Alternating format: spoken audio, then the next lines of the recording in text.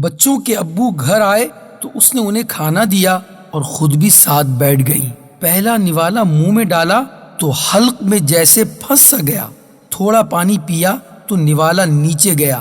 حلق کی خشکی کی وجہ سوچی تو یاد آیا کہ ناشتے کے بعد سے نہ کچھ کھایا نہ کچھ پیا۔ صبح نماز کے بعد بچوں کے ناشتے میں لگ گئی، ان کو ناشتہ کروا کے اسکول کے لیے تیار کر کے بھیجا۔ ہے تجھ سے اس زندگی میں سوارا گھر جلدی جلدی تھوڑا سا ناشتہ کیا تو بچوں کے ابو کے آفس کا ٹائم ہو گیا۔ ان کا ناشتہ تیار کیا، وہ ناشتہ کرنے لگے تو جب تک اس نے کپڑے استری کیے وہ ناشتہ کر کے نہانے چلے گئے۔ اتنے میں ساسو ماں نے ناشتے کی آواز دے دی، بیٹا مجھے ناشتہ دے دو۔ ان کو ناشتہ دے کر شوہر کو آفس کے لیے الوداع کہا۔ اندر آ کر ناشتے کے برتن دھوئے اور گھر کی صفائی شروع کر دی۔ جھاڑو پوچھے سے فارغ ہو کر امی کو دوائی لا کر پلا دی۔ پھر سوچا 2 گھڑی کمر سیدھی کر لوں، مگر اس وقت گیٹ بجا۔ جا کر دیکھا تو محلے کی خالہ آئی تھی امی سے ملنے کے لیے۔ ان کے لیے چائے وغیرہ بنا کر فارغ ہوئی تو ٹائم کافی ہو گیا تھا، لہذا دوپہر کے کھانے کا اہتمام شروع کیا۔ سالن چولہے پر چڑھا کر روٹی کی طرف مڑی۔ ابھی یہ سب چل ہی رہا تھا کہ بچے اسکول سے واپس آ گئے۔ اپنوں کو خوش رکھ بچوں کو کھانا دیا، پھر امی کو کھانا دیا اور دوائی پلا دی۔ سوچا برتن دھو کر ہی کھانا کھا لوں گی۔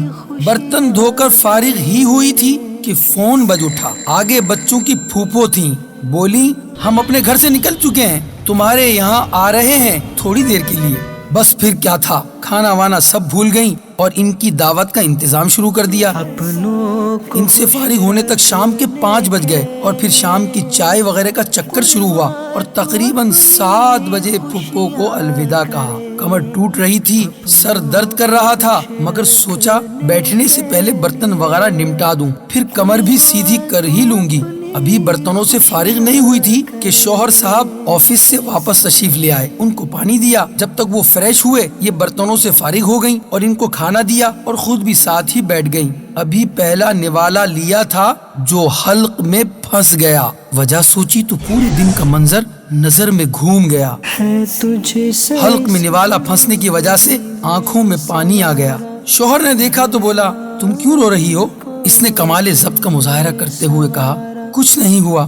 شوہر ہنس دیا اور اکتاہٹ سے بولا ایک تو تم عورتوں کی بھی کچھ سمجھ نہیں آتی، ذرا سی بات پر بس رونا شروع کر دیتی ہو۔ صبح سے اب اس کا ضبط جواب دے چکا تھا، اس کی آنکھوں سے آنسو نکل پڑے تھے۔ یہ دیکھا تو شوہر چڑھ کر بولا اچھا اب بس بھی کرو، کھانا خراب نہ کرو میرا۔ وہ جلدی جلدی آنسو صاف کرنے لگی۔ ابھی وہ آنسو پہنچ ہی رہی تھی کہ امی کی آواز آئی بیٹا مجھے بھی کھانا کھلا دو۔ وہ اٹھی اور پھر اپنے کام کی طرف چل دی۔ کو خوش رکھ یہ ہمارے معاشرے کے تقریباً ہر گھر کا منظر ہے، لہٰذا اپنی بیویوں کا خیال کیجیے کہ وہ آپ کے بچوں کی آیا بھی ہے، استانی بھی ہے، گھر کی مالی بھی ہے، گھر کی چوکیدار بھی ہے، آپ کی خزانچی بھی ہے اور مالج بھی ہے۔ اس کی قدر کیجیے، اس کے ساتھ بھلائی کا معاملہ کیجیے۔ نبی کریم علیہ الصلوۃ والسلام نے فرمایا میں تمہیں عورتوں کے بارے میں بھلائی کی وصیت کرتا ہوں۔ غور کیجیے اور خوب غور کیجیے، اپنی زندگی کا جائزہ لیجیے، اپنے گھر کا جائزہ لیجیے، کہیں ایسا تو نہیں کہ آپ کے ساتھ بھی ایسا ہی معاملہ ہو۔ قدر کیجیے، کل آپ کی بھی قدر کی جائے گی۔